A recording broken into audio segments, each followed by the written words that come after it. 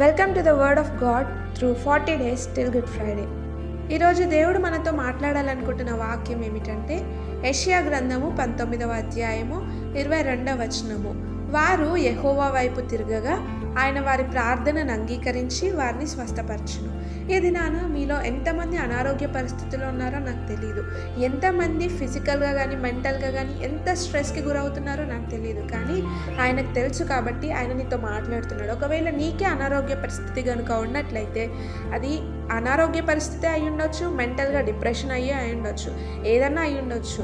కానీ దేవుడు అంటున్నాడు, ఆయన వైపు తిరిగితే వన్స్ ప్రార్థిస్తే ఆయన మన ప్రార్థనలు అంగీకరించి స్వస్థపరుస్తా అని అంటున్నాడు. ఆయన వాక్యం చెప్తుంది, ఆయన వైపు తిరిగితే మన ప్రార్థనను అంగీకరించి మనల్ని స్వస్థపరుస్తాడంట. నీ జీవితంలో ఇన్ని రోజులు స్వస్థత లేక ఉంటున్నావా?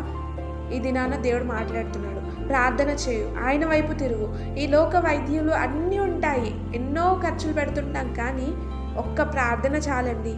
ఎంతో పెద్ద అనారోగ్యాన్ని ఒక్క ప్రార్థనతో మనము ఆరోగ్యం చేసుకోవచ్చు.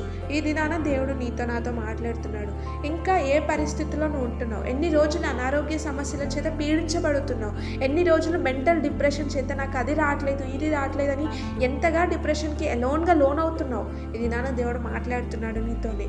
ఆయన వైపు తిరిగినప్పుడు, ఆయన వైపు తిరిగి మనం ప్రార్థించినప్పుడు ఆయన మనల్ని ప్రార్థన అంగీకరించి స్వస్థపరుస్తా అని అంటున్నాడు. He will heal you, I will heal you అనేసి ఆయన వాక్యం చెప్తుంది. ఆయన వాక్యమే చెప్పినప్పుడు మనం ఎంతటి వారమండి? ఆయన వాక్యము నమ్మదగినది కదా, సజీవము గలది. ఆయన వాక్యం చెప్పిందంటే ఖచ్చితంగా నెరవేర్చి తీరుతాడు. కనుక మనం ఆయన వైపు తిరిగి ప్రార్థన చేద్దాం, ఆయన మనల్ని స్వస్థపరుస్తాడు.